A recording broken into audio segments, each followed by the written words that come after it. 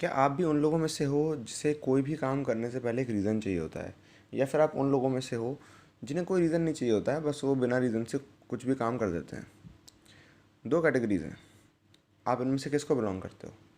क्या आप किसी काम को रीज़न के साथ करना चाहते हो या बिना रीज़न के करना चाहते हो? है ना? अगर आप ये मानते हो कि आप बहुत लॉजिकल हो, रेशनल हो, ठीक है ना, और लॉजिकल हो इसलिए आप मतलब जेई की तैयारी कर रहे हो, तो आप लॉजिकल मानते हो अपने आप को, है ना?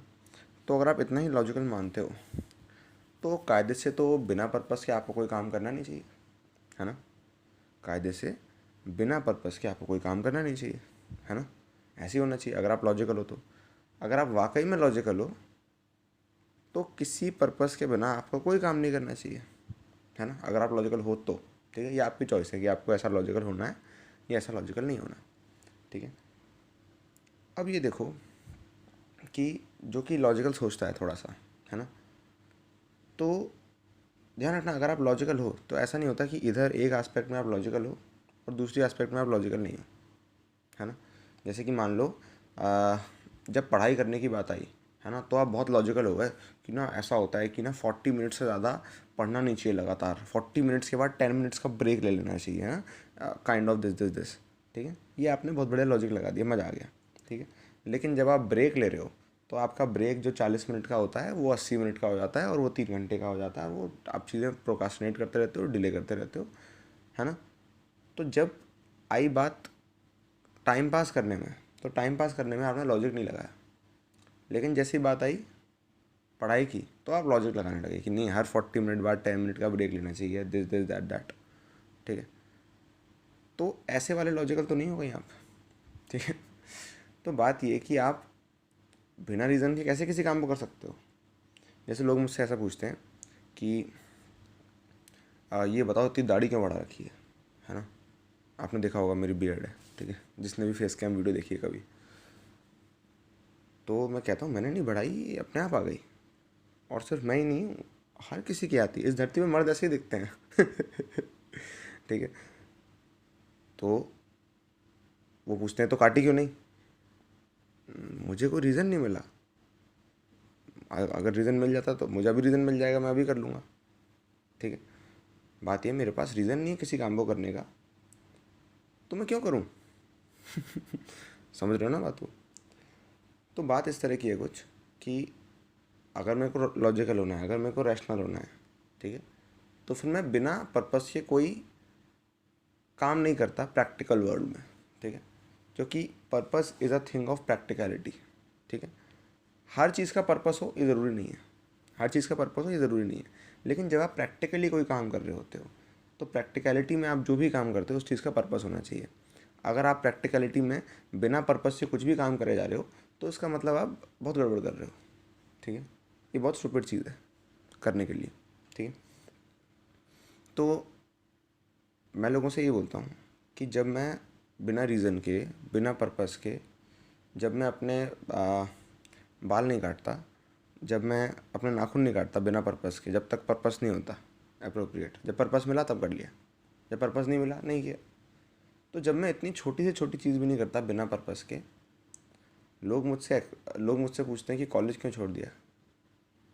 मैं उनसे पूछता हूँ क्यों जाना था है ना? मैंने माना मैंने गलती करी, मैंने ज्वाइन कर लिया, ये कर लिया, वो कर लिया, ठीक है, फीस भी भर दी, ठीक है लेकिन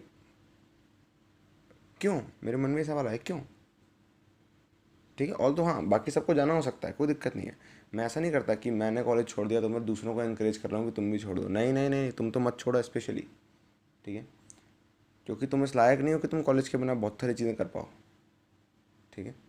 अगर तुम लायक नहीं हो कॉलेज के बिना बहुत सारी चीज़ें करने के, एटलीस्ट कॉलेज में जो भी बेस्ट परफॉर्मेंस दे सकता है ना, तुम जिस भी कॉलेज में जा रहे हो, है ना, उस पूरे रेंज और डोमेन का जो भी मैक्सिमम है, अगर तुम उस मैक्सिमम के ऊपर नहीं जा सकते तो कॉलेज मत छोड़ो, ठीक है? मैं तो ये कहूँगा, अगर तुम्हारे पास उसके मैक्सिमम को पार करने का पोटेंशियल नहीं है तो कॉलेज मत छोड़ो, प्लीज़ जाओ, ठीक है? बहुत सारे लोग ऐसे होते हैं जो कि कॉलेज छोड़ देते हैं और गड़बड़ कर देते हैं, ठीक है?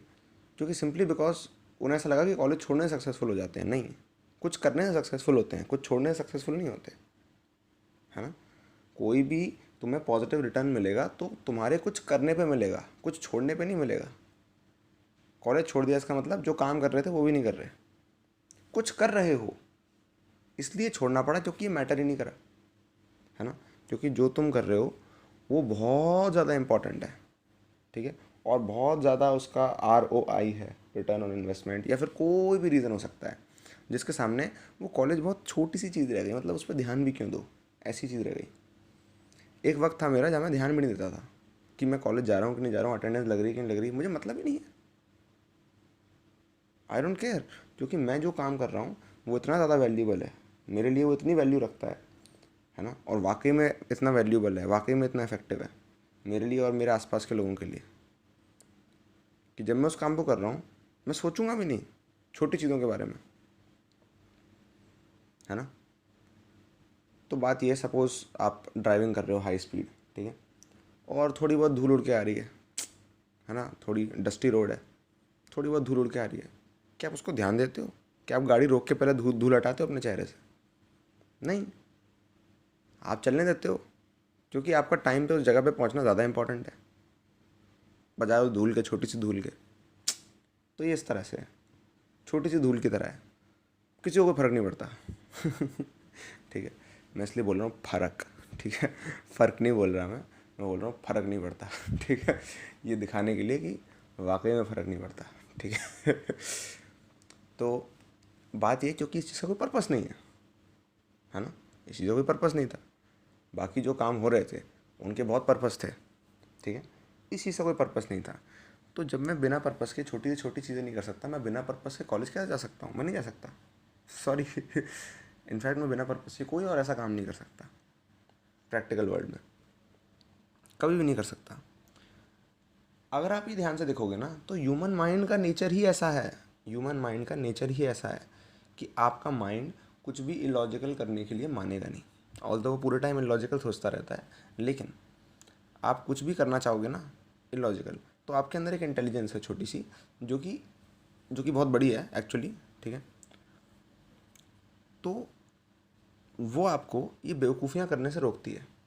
आप बिना रीज़न के कोई भी काम कर रहे होगे, आपको कुछ दिनों बाद रियलाइज़ हो जाएगा, नहीं नहीं मैं बहुत बड़ी गलती कर रहा था, है ना। तो आपकी जो इंटेलिजेंस है, जो इंट्रिंसिक इंटेलिजेंस है, जो कि आपके अंदर है ही, ठीक है, बचपन से मतलब है ही, इंसान के अंदर होती है, हर ह्यूमन बीइंग के अंदर होती है, वो इंट्रिंसिक इंटेलिजेंस आपको वो हरकतें करने से रोक देती है गलत, जो कि आप कर रहे थे, है ना, बिकॉज वो पर्पसलेस होती हैं। तो लेकिन अब यहाँ पे अगर आपके पास बिल्कुल क्या कहते हैं, बहुत सारी फ़िलासफ़ीज़ हैं, है ना, आपके पास बहुत सारा ज्ञान है, ठीक है, समझ रहे हो, ज्ञान पेलने वाला ज्ञान, है ना, तो फिर आप डेफिनेटली उस इंटेलिजेंस की भी नहीं सुनोगे, ठीक है, आप अपनी धुन में चलते रहोगे और कोई गलती कर दोगे, ठीक है। लेकिन वो जो इंटेलिजेंस है ना, कुछ लोग कहते हैं सबकॉन्शियस माइंड, कुछ लोग कहते हैं ये वो, ठीक है, जो भी, चलो कह लो, अभी के लिए कह लेते हैं सबकॉन्शियस माइंड। आपका सबकॉन्शियस माइंड जो होता है वो तैयार नहीं होता है किसी ऐसे वैसे रीज़न के लिए। आप कोई भी काम कर रहे हो उसका स्ट्रॉन्ग रीज़न होना चाहिए, तो आपका सबकॉन्शियस माइंड आपको सपोर्ट करेगा, या हम कह सकते हैं आपके अंदर की जो डीपर इंटेलिजेंस है, a little bit deeper intelligence, वो आपका थोड़ा सपोर्ट करेगी अगर आप किसी काम को ट्रूली कर रहे हो तो, ठीक है, क्योंकि आपका वो ट्रू पर्पस है, ठीक है, आपको ये करना है, हाँ करना है। तो ये पर्पस कौन है? क्या रियल पर्पस होता है हमारा कोई? नहीं नहीं नहीं, पर्पस एक ऐसी चीज़ है जो कि हम खुद बनाते हैं, ठीक है, हमने आज डिसाइड किया कि हमें ये करना है, तो ये हमारा पर्पस है बस, ठीक है। तो अगर आपका पर्पस बहुत वेग है, स्ट्रांग नहीं है, तो फिर आप ज़्यादा आगे नहीं जाने वाले, ठीक है। आप अपने आप को ये समझाते रहते हो कि नहीं मेरी जेई की तैयारी करने का रीज़न है ये कि हाई रैंक आ जाएगी, ये होगा अच्छा, ये होगा अच्छा, वो होगा। आपके सबकॉन्शियस माइंड को ये सब चीज़ें समझ में नहीं आती, उसे लगता है आप कन्फ्यूज़ हो। तो यहाँ पे ये बहुत इंपॉर्टेंट चीज़ है कि हम अपने गोल के बारे में क्लियर हों कि हम एग्जैक्टली चाहते क्या हैं। क्या हम रैंक चाहते हैं? नहीं, रैंक चाहने से रैंक नहीं आती। अगर मान लो कोई ऐसा है जो कि कंप्यूटर साइंस सीखना चाहता है, तो उसके लिए ये पर्पस ज़्यादा इफेक्टिव रहेगा, उसके लिए पर्पस ज़्यादा इफेक्टिव रहेगा। लेकिन किसी को सिंपली रैंक लानी है, रैंक क्या होती है? नंबर, बस, ये कोई पर्पस नहीं है। समझ रहे हो? आपका सबकॉन्शियस माइंड, आपके अंदर की इंटेलिजेंस इस चीज़ को नहीं समझती कि रैंक लानी है, उसे नहीं समझ में आता है सब। उसे ही समझ में आता है कि हाँ आपका इंटरेस्ट है, आपको ये करना है। या सपोज़ आपका इंटरेस्ट है कि आपको ये करने के बाद इस कंपनी में जॉब करनी है, ठीक है, तो आप ऐसा अपने माइंड में री इमेजिन करते हो बार बार बार बार, इस कंपनी में जॉब कर रहा हूँ, ऐसा इन्वायरमेंट होगा, ये होगा, वो होगा, है ना। तो जब आप उससे इमोशनल एक वो रखते हो अटैचमेंट, है ना, तो फिर क्या करता है आपका माइंड, आपको वहाँ तक पहुँचने में सपोर्ट करता है ना, क्योंकि अब आपका वाकई में कोई पर्पस है, ठीक है। लेकिन आप चाहते हो कि आपका पर्पस हो प्लेन नंबर्स, नहीं अंडर 1000, अंडर 10,000, ये वो, प्लेन नंबर्स अगर आपका पर्पस है तो आप अपने माइंड को कभी समझा नहीं पाओगे कि उसका पर्पस क्या है, उसे किस डायरेक्शन में काम करना है, आप उसको कभी समझा नहीं पाओगे। सिर्फ इसलिए क्योंकि आपने ये भर दिया कि नहीं इतनी रैंक लानी है, ये कॉलेज चाहिए। आपके माइंड को समझ में आ रहा है ये कॉलेज चाहिए आपको? क्या आपके सबकॉन्शियस माइंड को ये समझ में आ रही है बात? क्या आपने कभी ये सोचा कि उसे समझ में भी आ रहा है ये कॉलेज वॉलेज क्या होता है? आपने कभी कॉलेज अंदर घुस के देखा? तो आपके माइंड में कॉलेज की इमेज है ही नहीं, तो कैसे होगा? ना आपने उसके बारे में इनफ पता किया, क्या ब्रांचेज होती हैं, क्या डिपार्टमेंट्स होते हैं, क्या सीजीपी होता है, क्या रैंकिंग होती है, क्या प्लेसमेंट होते हैं, क्या कैसे लगते हैं, आपने उसके बारे में कभी पता नहीं किया। आपने कभी एनवायरनमेंट अंदर से जाके देखा भी नहीं। अरे भैया ऐसे कैसे देखने चले जाएं? अरे जा सकते हैं, जा सकते हैं, कोई भी चला जाता है कॉलेज में जस्ट देखने के लिए अंदर की चीज़, किसी भी रीज़न से तुम जा सकते हो, ठीक है। लेकिन अभी नहीं जाना अभी नहीं जाना, ठीक है, लॉकडाउन है, अभी नहीं जाना, मतलब लॉकडाउन नहीं है लेकिन रखो लॉकडाउन, ठीक है। तो बात यह है कि तुम्हें पर्पस चाहिए होता है किसी चीज़ को करने का, तुम्हें पर्पस चाहिए होता है किसी चीज़ को करने का। अगर तुमने अपने माइंड के अंदर ये क्लियर नहीं कर रखा कि भैया इस तेरा तेरा पर्पस ये है, माइंड सुन, तेरा पर्पस ये है, अगर ये क्लियर नहीं है, सिर्फ ऐसा बोलने से काम नहीं चलेगा कि ये पर्पस है मेरा, नहीं, उसको विजुलाइज करना पड़ेगा और क्लियरली और क्लियरली और डिटेल वर्जन में और डिटेल वर्जन में, क्योंकि जो चीज़ आप पहले अपने माइंड में क्रिएट करते हो वही चीज़ आप रियलिटी में क्रिएट करते हो, समझ लो। पहले आप मेंटल एक्शन लेते हो, फिर आप उसको फिजिकल एक्शन में बदलते हो। ऑलराइट, सपोज आप अभी बैठे हुए हो, आप खड़े हो जाओगे, तो पहले आपने मेंटल एक्शन लिया, फिर उसके बाद वो फिजिकल एक्शन बना कुछ मिली सेकंड बाद, है ना। तो यहाँ पे अगर आप मेंटल एक्शन क्लियरली नहीं लेते हो, आप क्लियरली इसको विजुलाइज नहीं करते कि आप चाहते क्या हो आखिर, है ना, तब तक आपके अंदर वो पर्पसलेसनेस, वो कन्फ्यूज़न, वो एक डायरेक्शन में काम ना कर पाना वो रहेगा। आप वेव करते रहोगे पूरे टाइम, इधर उधर इधर उधर इधर उधर, क्योंकि एक स्ट्रॉन्ग पर्पस नहीं है, ठीक है, एक स्ट्रॉन्ग पर्पस नहीं है। तो जैसे मैं कोई काम करता हूँ, उसका स्ट्रॉन्ग पर्पस होता है, और उसका स्ट्रॉन्ग पर्पस नहीं है, बहुत स्ट्रॉन्ग पर्पस नहीं है, तो मैं करता ही नहीं उस काम को, ठीक है। सिर्फ पर्पस से भी काम नहीं चलेगा मेरा, ठीक है, सिर्फ रीज़न से काम नहीं चलेगा, बहुत स्ट्रॉन्ग रीज़न होना चाहिए। बहुत स्ट्रॉन्ग मतलब बहुत स्ट्रॉन्ग, बहुत स्ट्रॉन्ग, मैं किसी भी चीज़ की तरफ देखूँ वो वही इशारा करनी चाहिए कि तुझे ये करना है, इतना स्ट्रॉन्ग, ठीक है। तब तक मैं कुछ नहीं करता, कुछ भी नहीं करता, मैं एक एक्शन भी ऐसा नहीं लेता जब तक उसका सफिशिएंट रीज़न ना हो, ठीक है। लेकिन जो इंपॉर्टेंट डिसीजन होते हैं उनमें स्ट्रॉन्ग ही होना चाहिए, ठीक है। तो तुम्हें अपना पर्पस डिफाइन करना है। पर्पस डिफाइन करना क्या होता है? तुम गूगल पर सर्च करने लग जाओ purpose define, how to define my purpose ठीक है, ये करने लग जाओ। नहीं नहीं नहीं नहीं, सिंपल सी चीज़ है, तुम्हारा असली गोल क्या है ये बताओ। ऐसा कुछ जो तुम्हारा माइंड विजुलाइज कर पाए, ऐसा कुछ बताओ उसे, ऐसा कुछ उसको बताओ जो कि वो विजुलाइज कर पाए, जो कि वो समझ पाए, तभी तो वो उस डायरेक्शन में वर्क करेगा। तुम ऐसी वेग बातें कर रहे हो, ये रैंक आ जाए, इतने मार्क्स आ जाएं, तुम्हें लग रहा है तुम्हारे माइंड को स्कोर समझ में आ रहा होगा, 280, कोई 220, कोई 180, नहीं समझ में आ रहा उसको ये 280 180 क्या है ये समझ रहे हो। लेकिन उसे ये समझ में आ सकता है कि अच्छा तुम्हें ये चाहिए, तुम्हें यहाँ जाना है, तुम्हें इस कंपनी में जॉब करनी है, ओके, तुम्हें गूगल में जॉब चाहिए, ऑल राइट, तुम्हें अपना स्टार्टअप खोलना है, ऑल राइट। उसके लिए भी तुम्हारे पास इनफ मेमोरी होनी चाहिए जो तुमने क्रिएट कर रखी है वो चीज़ विजुलाइज करने के लिए, समझ रहे हो। तब तुम्हारा माइंड उस डायरेक्शन में ओरिएंटेड हो पाएगा ढंग से। तो तुम ये टास्क कंप्लीट कर सकते हो अपना, ठीक है। इसको तुम एज अ टास्क ले सकते हो कि तुम्हें क्या करना है, आज बैठ के क्लियरली ये डिफाइन कर देना है, कुछ मिनट स्पेंड करने हैं और ये डिफाइन कर देना है अपने माइंड में अच्छे से विजुलाइज करके कि ये करना है, ठीक है। हो सकता है वो बहुत स्टूपिड विजुलाइजेशन हो सकता है तुम्हारा रीज़न बहुत स्टूपिड हो, ठीक है, लेकिन उससे फ़र्क नहीं पड़ता, ठीक है। तुम्हारा रीज़न स्टूपिड होगा, मैं बता रहा हूँ, 99% केसेस में तुम्हारा यहाँ पे रीज़न जो होगा वो बहुत स्टूपिड होगा, जो कि तुमने दुनिया देखी नहीं है। तुम हाइपोथेटिकल दुनिया में जी रहे हो कि अच्छा कॉलेज में ऐसा होता होगा, जॉब्स में ऐसा होता होगा, कंपनीज में ऐसा होता है, स्टार्टअप्स में ऐसा होता है, बिजनेस में ऐसा होता है। ये सब तुम्हारा हाइपोथेटिकल है, ठीक है। तुम्हें इनमें से एक भी इन्फॉर्मेशन ठीक से नहीं होगी। 99% चांसेस ये हैं कि तुम्हें एक भी इन्फॉर्मेशन, एक भी फैक्ट तुम्हें क्लियर नहीं होगा। क्लियर तो बहुत बड़ी बात होगी, तुम्हें इनकरेक्ट फैक्ट्स पता होंगे, ठीक है। फैक्ट्स उनके इनकरेक्ट फ्लेवर के साथ पता होंगे, ठीक है। 99% चांसेस ये हैं। तो डेफिनेटली तुम जो भी रीज़न सोच रहे हो ना, बहुत स्टूपिड रीज़न होगा, ठीक है। हो सकता है कुछ महीनों बाद तुम्हें रियलाइज़ हो नहीं ये बहुत स्टूपिड रीज़न है। जैसे होता है कई बार जो लोग आईआईटी जाते हैं वो बोलते हैं कि हम तो इस रीज़न से आए थे, उस रीज़न से आए थे, यहाँ तो कुछ और ही है, यहाँ तो वो है ही नहीं जो हम चाहते थे, यहाँ तो वो है ही नहीं जो हमने सोचा था, है ही नहीं, सिंपली है ही नहीं, होता ही नहीं ऐसा कुछ। इनफैक्ट तो मैं तुमसे कह रहा हूँ ऐसा हो सकता है, बट स्टिल कुछ दिनों के लिए, जस्ट एग्ज़ाम की डेट तक इसे मेंटेन करने में क्या जा रहा है तुम्हारा। एग्ज़ाम की डेट तक तुम एक स्टूपिड रीज़न को भी अपने लिए अच्छे से विजुलाइज कर सकते हो, है ना। तो जब तुम एक सिंपल रीज़न को विजुलाइज नहीं कर पाओगे तो तुम रियल रीज़न को कैसे विजुलाइज कर पाओगे, है ना। जो उसका more practical, more logical reason है ना, उसे कैसे विजुलाइज कर पाओगे अगर तुम इस सिंपल को नहीं कर पा रहे विजुलाइज, तो ठीक है। तो जो भी तुम्हें समझ में आता है, जो भी तुम्हारी नॉलेज है, ठीक है, तुम्हें थोड़े से और अपडेट्स लेने हैं, नेट पर सर्च करो, अपडेट्स ले लो सही सोर्सेज से, प्लीज़ प्लीज़, ठीक है। मैं कह रहा हूँ तब भी वो गलत होगा, लेकिन जो भी है वो क्लियर होना चाहिए, ठीक है। हो सकता है तुम अभी सोचो नहीं तुम्हें ये करना है, तुम्हें इस जॉब में जाना है, ठीक है, गूगल में तुम्हें जॉब करनी है, तुमने अभी सोचा, लेकिन नहीं फिर तुम बाद में 6 महीने बाद सोचोगे कॉलेज में जाने के बाद, नहीं मुझे ये करना ही नहीं है, मुझे तो कुछ और ही करना था, है ना, मुझे तो कुछ और ही करना था। ऐसा सोच सकते हो, कोई दिक्कत नहीं है उसमें। लेकिन अभी के लिए, कुछ दिनों के लिए अपने माइंड में तुम उस चीज़ को विजुलाइज रखो कि क्या तुम चाहते हो, वो चीज़ क्लियर होनी चाहिए, ठीक है। अपने माइंड को समझाओ ढंग से, क्या क्या चाहिए, कहाँ जाना है, ये तो समझाओ उसको। ये बिल्कुल इस तरह से है कि तुमने गूगल मैप्स तुम यूज़ कर रहे हो, सपोज़ तुम ऊबर यूज़ कर रहे हो, लेकिन तुमने उसके अंदर लोकेशंस गलत डाल रखी हैं, डेस्टिनेशन ही गलत है तुम्हारी।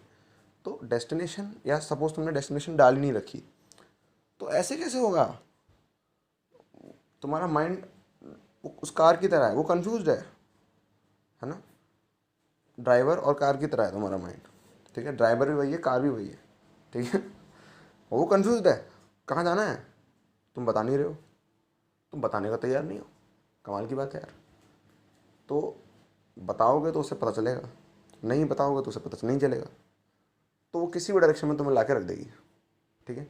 और जब पेट्रोल ख़त्म हो जाएगा तो वो कहेगी अब उतर जाए, उतर जाए से, इतना ही तेरा फेयर था, इतना ही तेरे पास बजट था, है ना, और इतना ही तेरा पेट्रोल था, बस अब बस उतरो यहाँ से, ठीक है। फिर तुम्हें लगेगा कि यार ये क्या हो गया, ये क्या हो गया, ये क्या हो गया। इससे अच्छा पहले से लोकेशन डिफाइन करके रखो, ये वेल डिफाइंड लोकेशन है, दैट्स इट, कोई दिक्कत ही नहीं है, ठीक है।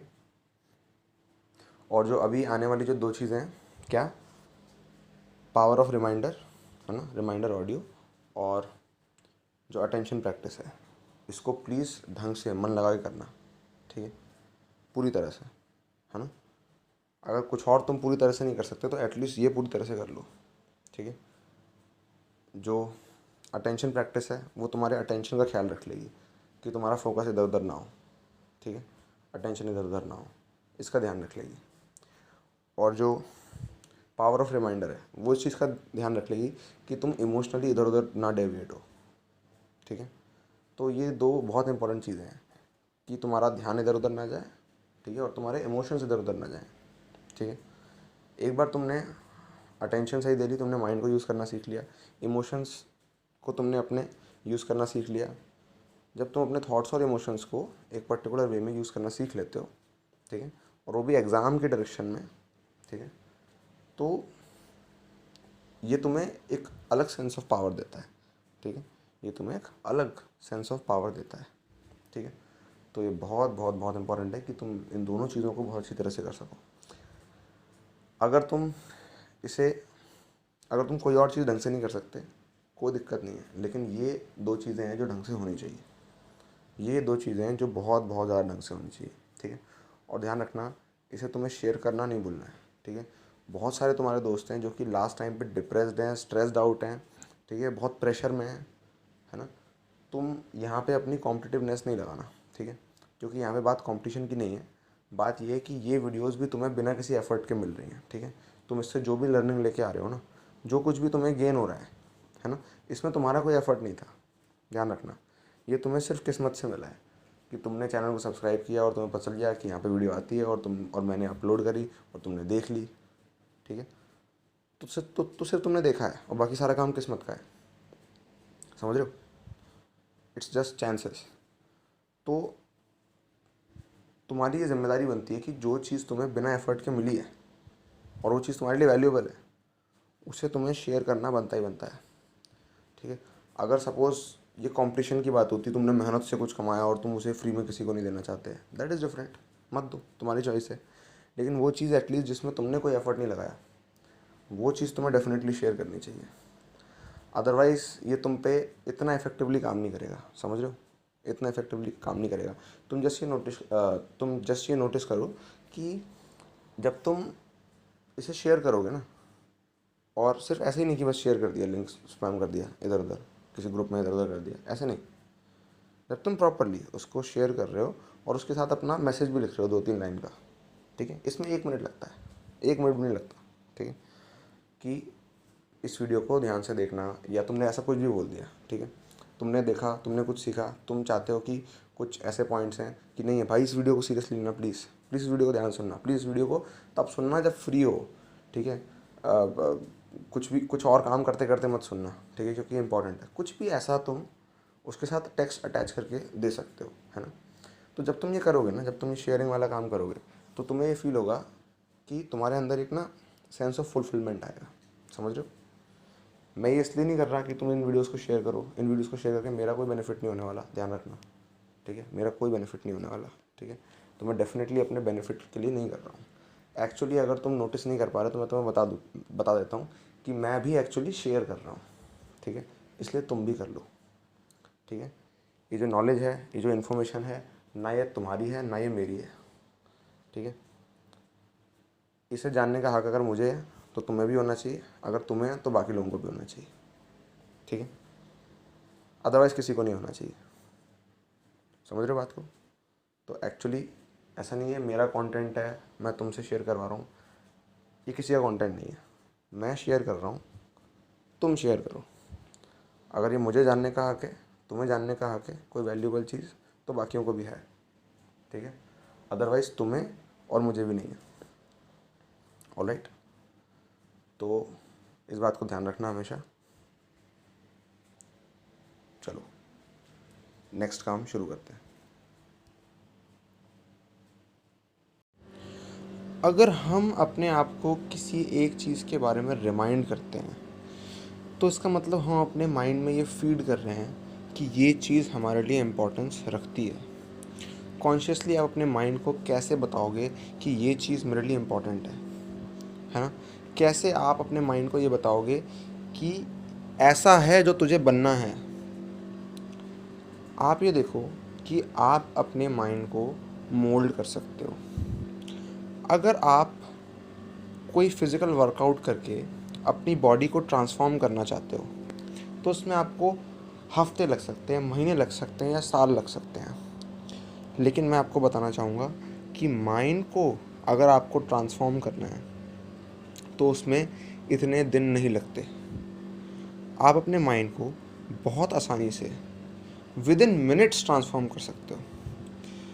लेकिन आप ये करोगे कैसे? कैसे आप ये करोगे कि आप अपने माइंड को ट्रांसफॉर्म करो? उससे आपको इंस्ट्रक्शन देने पड़ेंगे। आपको ये चाहिए कि आपका माइंड आपसे इंस्ट्रक्शन ले, तो उसके लिए आप इंस्ट्रक्शन दोगे तभी तो माइंड इंस्ट्रक्शन लेगा। अगर आप अपने माइंड को इंस्ट्रक्शंस नहीं दोगे तो वो बाहर से एक्सटर्नली इंस्ट्रक्शंस लेगा। तो ये जो ऑडियो है ये आपको ये बताने के बारे में है कि कैसे आपको अपने माइंड को इंस्ट्रक्शन देने होते हैं। एक सबसे आसान तरीका अपने माइंड को इंस्ट्रक्शन देने का कि उसे कैसा बनना है, उसे वैसा बनना है जैसा आप चाहते हो अपने गोल को अचीव करने के लिए। अगर आपको अपने माइंड को ऐसा बनाना है तो उसके लिए सबसे ईजीएस्ट जो तरीका है वो है रिमाइंडर। लेकिन जब आप अपने आप को एक रिमाइंडर देते हो, तो उसे आपको एक पर्टिकुलर वे में देना होता है जिसमें उसकी एफिशिएंसी मैक्सिमम होगी। तो अगर आप अपने माइंड को कुछ इनपुट दे रहे हो, कुछ इंस्ट्रक्शन दे रहे हो, उसे हम रिमाइंडर कहते हैं। अगर आप वो इंस्ट्रक्शन बार बार माइंड को दे रहे हो क्योंकि आप चाहते हो कि आपका माइंड ऐसा ही बन जाए, उसे हम रिमाइंडर कहते हैं। और ये बहुत पावरफुल है, ये बहुत ज़्यादा पावरफुल है। तो हम इसकी तरफ अप्रोच करते हैं। मैं चाहता हूँ कि आप याद करो कि जब आपने ये जेईई प्रिपरेशन स्टार्ट करी थी, अपनी आईज क्लोज कर लो, आंखें बंद कर लो, ठीक है, यहाँ पे कुछ नहीं देखने को, आंखें बंद कर लो, कंप्लीटली अपनी आंखें बंद कर लो। जस्ट ये री इमेजिन करो, ये इमेजिन करो बार बार कि जब आपने ये जेईई प्रिपरेशन शुरू की थी तो आप क्या करना चाहते थे, कैसी फीलिंग होती थी आपको। उस फीलिंग को रिक्रिएट करना शुरू करो। क्या आप बहुत ज़्यादा मोटिवेटेड थे? क्या आप बहुत ज़्यादा टारगेट ओरिएंटेड थे? क्या आप बहुत ज़्यादा गोल ओरिएंटेड थे? क्या आप बहुत ज़्यादा एक्साइटेड थे इसके बारे में? क्या आप थे? कैसी फीलिंग होती थी आपको? याद करो अपने वो मोमेंट्स जहाँ पे, अपनी पूरी प्रिपरेशन के दौरान, वो मोमेंट्स जहाँ पे आपने अपना पूरा एफर्ट लगाने की कोशिश की है, आपने अपना 100% देने की कोशिश की है। कुछ मोमेंट्स आपकी प्रिपरेशन में ज़रूर ऐसे रहे होंगे जहाँ पे आपने अपना 100% देने की कोशिश की और आपने एक्चुअली अपना 100% दिया, कुछ मोमेंट्स के लिए, कुछ मिनट्स के लिए, कुछ दिनों के लिए। कभी तो ऐसा हुआ होगा। याद करो वो फीलिंग जब आप अपना 100% दे रहे थे। उस फीलिंग को लेके आओ, उन इमोशंस को लेके आओ जहाँ पे आपने अपना 100% अपने पास्ट में दिया। उन फीलिंग्स को लेके आओ।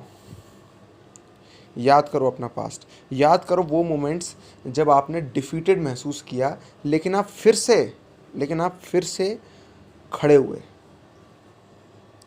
याद करो वो मोमेंट्स जब आपने अपनी वीकनेसेस को ओवरकम करने की कोशिश करी। जस्ट उन मोमेंट्स को याद करो। याद करो उन सारे इन्वेस्टमेंट्स को जो कि आपकी इस जेईई प्रिपरेशन पे लगे। आपका इन्वेस्टमेंट्स, आपके पेरेंट्स का इन्वेस्टमेंट, आपके टीचर्स का या मेंटर्स का इन्वेस्टमेंट, वो कैसे भी टीचर्स हों, कैसे भी मेंटर्स हों, ठीक है, आप उनको कुछ भी समझते हो, बट आप आज जो भी हो, आपको जो भी नॉलेज है, वो नॉलेज आपके पास किसी सोर्स से आई है। तो जो भी आपके नॉलेज के सोर्सेज हैं, उन्होंने आपके अंदर इन्वेस्टमेंट किया है ना। आप ये कह सकते हो कि नहीं मुझे इतना नहीं आता, नहीं मेरी इतनी अच्छी प्रिपरेशन नहीं है, लेकिन नहीं, आपका स्कोर कौन डिटरमाइन करता है? वो जो आपको आता है या वो जो आपको नहीं आता? जो चीज़ आपको नहीं आती वो आपका स्कोर डिटरमाइन नहीं करती, जो चीज़ आपको आती है वो आपका स्कोर डिटरमाइन करती है। तो आपको जो भी आता है उसमें इन्वेस्टमेंट्स लगे हैं, सिर्फ आपके नहीं, आपके पेरेंट्स के, आपके टीचर्स के, आपके मेंटर्स के। आप उनके बारे में कुछ भी सोचते हो, आप अपने बारे में कुछ भी सोचते हो, लेकिन आप इस बात को डिनाई नहीं कर सकते कि उनके इन्वेस्टमेंट्स लगे हैं। जस्ट उनके इन्वेस्टमेंट को याद रखो। याद करो वो फीलिंग्स जब आप लो फील करते थे, जब आपने लो फील किया और आपके आसपास के लोगों ने आपको सपोर्ट करने की कोशिश की। कुछ लोगों ने आपको सपोर्ट नहीं किया होगा, लेकिन मैं उन लोगों की बात नहीं कर रहा। उन लोगों को जाने दो प्लीज़ अपनी ज़िंदगी से अगले कुछ दिनों के लिए, जब तक आपका एग्ज़ाम नहीं हो जाता। प्लीज़ उनको जाने दो, उनको अपने माइंड में एंगेज मत रखो। मैं चाहता हूँ आप आंखें बंद करके, आंखें बंद ही रहने दो, उन पलों को रिमाइंड करो जब आप स्ट्रेस में थे, ठीक है, जब आप लो फील कर रहे थे और किसी ने आपको सपोर्ट किया। ऐसे कुछ मोमेंट्स तो होंगे। याद करो उन सारी इन्वेस्टमेंट्स को, एक बार सारी इन्वेस्टमेंट्स को याद रखो। बार बार अपने आप को रिमाइंड करो कि आपने जब शुरू किया था तब आप कहाँ थे, आपकी जर्नी कैसी रही, ओवरऑल फील कैसा है उस जर्नी का, जब आप उसको रिमाइंड कर रहे हो। क्या आपने जब जेई प्रिपरेशन शुरू की थी, क्या आप उससे इम्प्रूव हुए हो? क्या आप उस स्टेज से, जब आपने 10th क्लास पास करी थी और 11th से आपने जेई प्रिपरेशन शुरू की थी, क्या उस वक्त से लेकर इस वक्त तक क्या आप ज़्यादा एम्पावर्ड फील करते हो? क्या आप ये फील करते हो कि आपका दिमाग बेहतर तरह से काम करता है? क्या आपने अपने अंदर कोई भी इम्प्रूवमेंट देखा? डेफिनेटली देखा, डेफिनेटली देखा, है ना। हो सकता है कुछ चीज़ें कॉम्प्रोमाइज़ की हो सकता है कुछ सेक्रीफाइसेस देने पड़े हों, लेकिन क्या आपने जो भी टाइम स्पेंड किया अपनी पढ़ाई में, क्या उसने आपको एक बेहतर हालत में छोड़ा या बेकार हालत में? ऑब्वियसली बेहतर हालत में, है ना। और ये बहुत रेयर चीज़ है कि अगर कोई पूरे टाइम डेडिकेटेड रह सकता है, इतने टाइम, 2 साल 3 साल, एक पर्पस के लिए।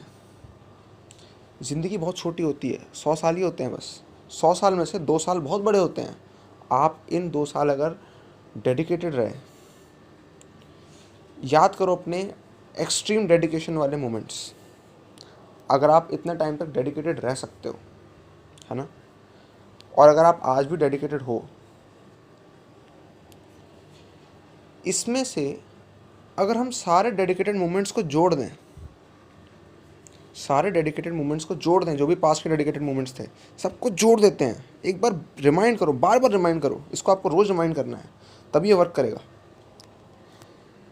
अगर आप उस इमोशन को देखो जो इन सब में कॉमन है, जो इन सारे डेडिकेशन के, हार्ड वर्क के सारे स्ट्रॉन्ग मोमेंट्स को अगर आप जोड़ देते हो, है ना, और उस फीलिंग को आज लेके आते हो अपने अंदर,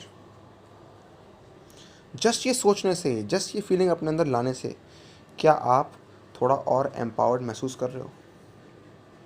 क्या आप थोड़ा और एम्पावर्ड महसूस कर रहे हो? आपको अपना पास्ट याद रखने की बहुत ज़रूरत है, समझ रहे हो। अगर आप अपना पास्ट भूल जाओगे, बहुत लोग होंगे जो आपसे कहेंगे कि आप प्रेजेंट में जियो। अगर अपना पास्ट भूल जाओगे तो जितनी भी लर्निंग्स हैं उस पास्ट से, वो आप मिस कर दोगे। इंसान एक्सपीरियंस तब कहलाता है जब वो अपने पास्ट से सीख के आता है, समझ रहे हो, अपने पास्ट से सीख के आता है। 3 घंटे होंगे आपके पास, 3 घंटे में आप अपना स्कोर मैक्सिमाइज़ कर पाओगे, क्योंकि आपको पता है आपका पास्ट, 2 साल आपने प्रिपरेशन की है, सिर्फ अपने पास्ट की वजह से ही आप ये कर पाओगे, और ऑब्वियसली प्रेजेंट की वजह से ही। तो पास्ट और प्रेजेंट दोनों का ही इसमें इंपॉर्टेंट रोल होता है। पास्ट सीखने के लिए होता है और प्रेजेंट उस सीख को अप्लाई करने के लिए होता है, समझ रहे हो। जो लोग आपसे कहेंगे कि नहीं पास्ट भूल जाओ, अगर आप अपना पास्ट भूल जाओगे तो आप वो सेम गलतियां दोबारा करोगे। पास्ट एक बहुत इंपॉर्टेंट सीख है, उसमें से हम सिर्फ वो बेस्ट लर्निंग को, उस बेस्ट फीलिंग को अपने अंदर लेके आना चाहते हैं, क्योंकि वो हाइपोथेटिकल नहीं है, वो हम कर चुके हैं, हम डेडिकेटेड रह चुके हैं, हमें पता है इसका फील क्या होता है। हमने कभी ना कभी अपनी ज़िंदगी में बहुत हार्ड वर्क किया, बहुत डेडिकेटेडली वर्क किया है ना। ये चीज़ रियल है। अगर मैं आपको मोटिवेट करूं, अगर मैं आपको ये बताऊं आप ये कर सकते हो, वो कर सकते हो, उससे कोई फ़ायदा नहीं है, क्योंकि आपने वो कभी नहीं किया, है ना, और आप उसको अपने माइंड में इमेजिन नहीं कर पाओगे कि ये क्या चीज़ है ना। तो इसलिए लास्ट टाइम पे मैं आपसे चाहूँगा कि आप ये रिमाइंड करो वो जो आप ऑलरेडी कर चुके हो, क्योंकि वो जो आप ऑलरेडी कर चुके हो वो आप आज भी कर सकते हो। ये इसकी खास बात है कि वो जो आप ऑलरेडी कर चुके हो वो आप आज भी कर सकते हो, आज भी कर सकते हो। करो करो, आज क्यों ना इसको आज भी कर दिया जाए, सिर्फ आज के दिन। कल के दिन 10 AM पे आप फिर यहाँ पे आओगे, लेकिन बस आपको आज का एक दिन अपने पास्ट में जो कुछ भी आपने बेस्ट परफॉर्मेंस दी है ना, जो कुछ भी आपने बढ़िया किया है, आपको उसे आज, सिर्फ आज रिक्रिएट करना है। तो मुझे बताओ, क्या आप रिक्रिएट करोगे? क्या आप रिक्रिएट करोगे? कमेंट करके बताओ, क्या आप इसको आज रिक्रिएट करोगे? तो सबसे पहले एक कंफर्टेबल पोस्चर में बैठना सही रहेगा। आंखें बंद रहें तो बढ़िया रहेगा। और अगर थोड़ा सा भी हम ब्रेथ पे फोकस कर लें तो और भी बढ़िया रहेगा। ज़्यादा देर नहीं, बस 30 सेकेंड्स। Simply still.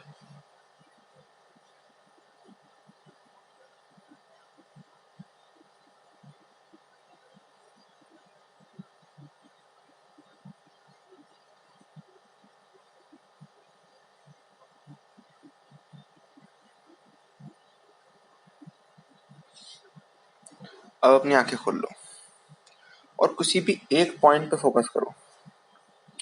किसी भी एक पॉइंट पे अपनी अटेंशन दो। सबसे पहले अपने विजन को, अपनी आईज को स्थिर रखो, स्टेबल रखो, एक ही जगह पे, फिक्स्ड। फिर उस पॉइंट की तरफ अटेंशन पे करो, अनमूविंग। शुरू शुरू में सिर्फ इतना ही नीडेड है, अनमूविंग।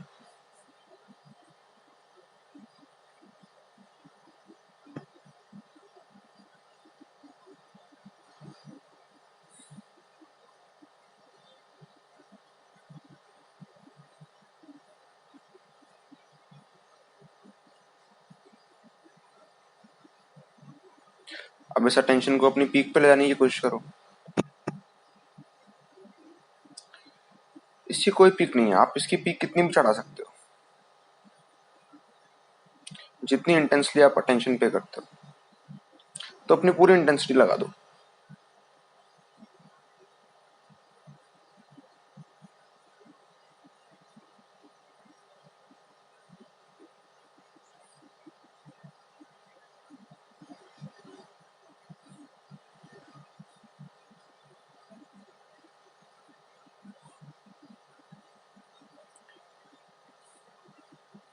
बिल्कुल पीक पे चढ़ाओ। जैसे मैं बोलूँ पीक, पीक पे चढ़ा देना अपने अटेंशन को।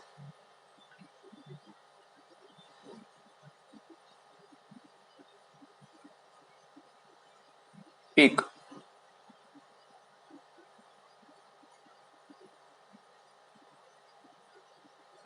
असली वाली पीक।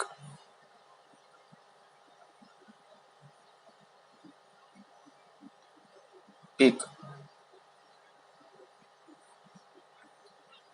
अब कोशिश करो कि आंखें वही रहें, आंखें फिक्स्ड हैं, विजन फिक्स्ड है, लेकिन विजन के आसपास भी अटेंशन पे की जा सकती है,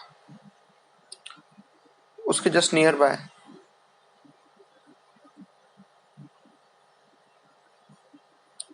तो कोशिश करो कि विजन फिक्स्ड रहे और आसपास भी अटेंशन पे कर पाओ।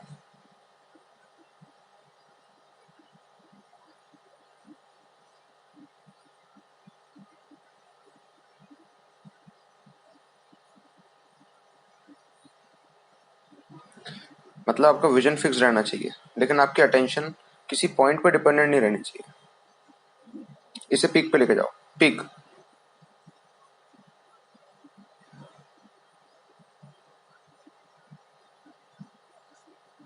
और जब मैं कहूँ अगली बार पीक, तो पीक पे ले जाना और उसको मेंटेन रखना।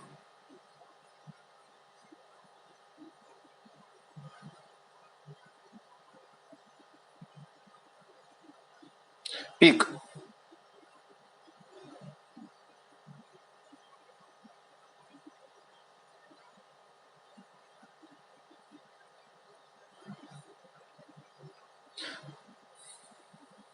अब इस पीक को मेंटेन रखते हुए अपनी आंखें बंद कर लो। पॉइंट नहीं दिख रहा, ऑब्जेक्ट नहीं दिख रहा कोई, लेकिन अटेंटिवनेस मेंटेन रहनी चाहिए। बस इस अटेंटिवनेस को मेंटेन रखो।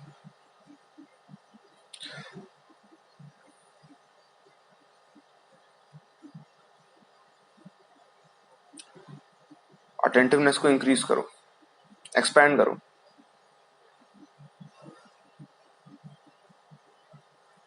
इसके एक्सपेंशन की कोई लिमिट नहीं है, बस एक्सपैंड करो। अटेंशन को और इंटेंस करो। जो कुछ भी अटेंशन है आपके परसेप्शन में, उसको इंक्रीज करो, इंक्रीमेंट होना चाहिए।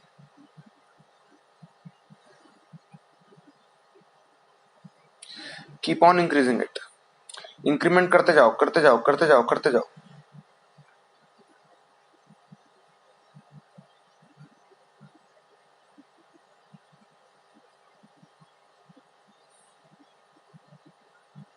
नोटिस करो कि कैसे अटेंशन जो है वो डायरेक्शनलेस है।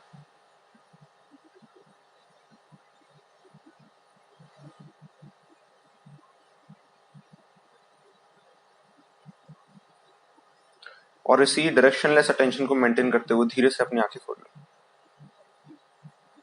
और ये नोटिस करो कि आंखें खोलने के बाद भी अटेंशन डायरेक्शनलेस है। ये चीज अब मेंटेन रह रही होगी कि आंखें खोलने के बाद भी अटेंशन डायरेक्शनलेस है। इसी स्टेट में रहो कुछ सेकंड्स के लिए।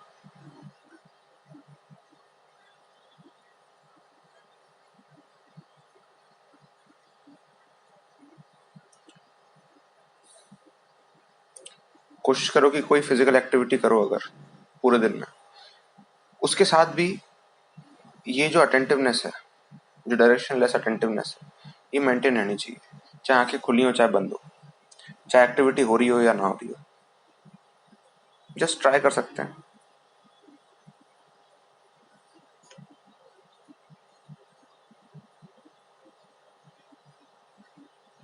इस प्रैक्टिस को आप अगर हर घंटे एक बार करते हो, सिर्फ कुछ ही दिनों के लिए, तो अटेंटिवनेस आपके लिए एक बहुत स्ट्रांग रियलिटी बन सकती है। एक ऐसी चीज जिसको आप कभी मिस नहीं कर सकते। आप उसको मिस करना अफोर्ड नहीं कर सकते अगर आपने इसको ट्रूली टेस्ट कर लिया तो।